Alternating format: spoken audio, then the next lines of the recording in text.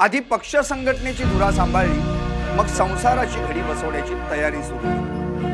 नाव अर्थात पार्थ पवार. 6 महिन्यांपूर्वी जे आमदारांच्या बैठकीत फक्त निरीक्षक होते, आज त्यांच्या सहीशिवाय राष्ट्रवादीत पानही हलत नाही. अजित पवारांनंतर राष्ट्रवादीची सूत्र कुणाच्या हाती गेली? चला उलगडूया पडद्यामागचा चेहरा आज पडद्यावर कसा आला. आधी बसवली पक्षाची घडी, आज आली साखरपुड्याची घडी. पक्ष निरीक्षक ते डिसिजन मेकर पार्थ पवार.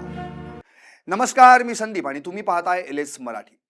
आज 29 जुलै पुण्यातील रिट्स हॉटेलमध्ये सायंकाळी 6:30 वाजता पार पडणार आहे पार्थ पवार यांचा अभिनेत्री कायनात दारा यांच्याशी साखरपुडा. या सोहळ्याला कोणकोणते दिग्गज लावणार आहेत हजेरी? निमंत्रण कुणाला? अर्थात राष्ट्रवादीचे सर्व आमदार, खासदार, मंत्री, शिवाय मोजके माजी आमदार. स्पेशल गेस्ट कोण असणार आहे? मुख्यमंत्री देवेंद्र फडणवीस, उपमुख्यमंत्री एकनाथ शिंदे, 200 ते 250 पै पाहुणे आणि शरद पवारांसह पूर्ण पवार कुटुंब राहणार हजर. कायनात यांच्या कुटुंबातील मोजके सदस्यही लावणार हजेरी. चला आता पराभूत उमेदवार ते पक्षाचे डिसिजन मेकर हा पार्थ पवारांचा प्रवास पाहूयात. अजितदादांचे राजकीय वारसदार होणं पार्थ पवारांसाठी तितकंसं सोपं नव्हतं, पण ते त्यांनी करून दाखवलं. पार्थ पवारांची सुरुवात तशी शहरी. मुंबईच्या कॅम्पियन स्कूलमध्ये शिक्षण घेतल्यानंतर लंडनला बिझनेस मॅनेजमेंटसाठी गेले, पण कोर्स पूर्ण न करताच परत आले. मग कॉमर्सची पदवी घेतली. राजकारणापेक्षा पार्थ पवारांना फुटबॉल आणि बिझनेस जवळचा वाटायचा, असं त्यांचे जवळचेच मित्र सांगतात. पण पार्थ पवारांच्या बाबतीतही तेच घडलं जे बहुतेकांच्या बाबतीत घडतं. नाही म्हटलं तरी मनाविरुद्धच्या प्रवाहासोबत चालावंच लागतं. फुटबॉल आणि बिझनेसची आवड असलेल्या पार्थना वयाच्या 29व्या वर्षी सर्वात पहिली मोठी राजकीय परीक्षा द्यावी लागली. 2019 मावळ लोकसभा निवडणूक. शिवसेनेच्या श्रीरंगप्पा बारणे यांनी 2,15,000हून अधिक मतांनी पार्थ पवारांचा पराभव केला. पवार कुटुंबात निवडणूक हरलेले पहिले सदस्य असा शिक्का त्यांच्यावर बसला खरा, पण आपल्या कार्यकर्तृत्वाच्या जोरावर तो त्यांनी पुसूनही टाकला. त्यानंतर काही विधानांमुळे ते वादातही अडकले, पण काळाच्या ओघात तावून सुलाखूनही निघाले. 2020 मध्ये अभिनेता सुशांत सिंह प्रकरणात त्यांनी CBIच्या पाठिंब्याची मागणी केली. पक्षाच्या भूमिकेपासून वेगळी भूमिका घेतली म्हणून शरद पवारांनी त्यांना अपरिपक्व अर्थात इमॅच्युअर म्हटलं. अगदी अलीकडं म्हणजे बारामती विधानसभा पोटनिवडणुकीदरम्यान सुनेत्रा पवारांच्या बिनविरोध निवडीला काँग्रेसने विरोध दर्शवल्याच्या भूमिकेवर त्यांनी टीका केली आणि परत एकदा त्यांच्या परिपक्वतेवर प्रश्न उपस्थित केला गेला. पण हाच तो काळ होता जेव्हा पार्थ पवार राजकीय आखाड्यातील आडाखे शिकत होते. आमदारांच्या बैठकीला निरीक्षक म्हणून हजेरी लावताना कोण कोण अजित पवारांच्या बाजूने आहेत हे टिपून घेत होते.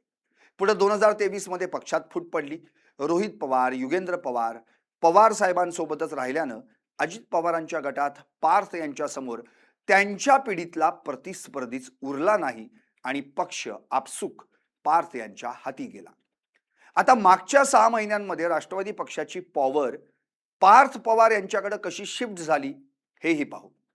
28 जानेवारी 2026 रोजी अजित पवारांचं निधन झालं आणि पक्षाची जबाबदारी आली सुनेत्रा पवारांकडे. त्या आधी उपमुख्यमंत्री झाल्या, मग पक्षाध्यक्ष बनल्या आणि इथूनच पार्थ यांचा उदय झाला. पक्षाचं एकदम चित्रच पालटलं. सुनेत्रा पवारांनी प्रत्येक टप्प्यावर पार्थ यांना फुल सपोर्ट केला. 2024 मध्ये बारामतीत पराभव झाल्यानंतरही सुनेत्रा पवारांना राज्यसभा आणि नंतर उपमुख्यमंत्री करण्यामागे पार्थ यांचीच खेळी होती असं म्हटलं जातं.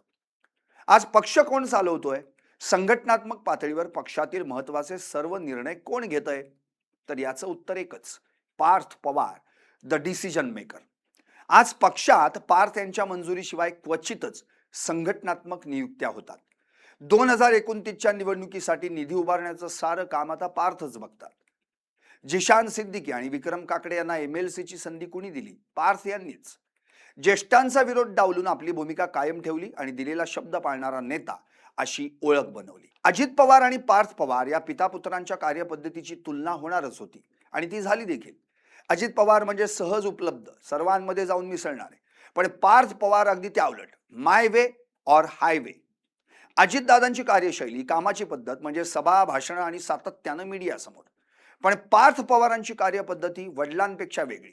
कोणती मोठी सभा नाही, भाषण नाही, मीडियापासून 100 हात दूर.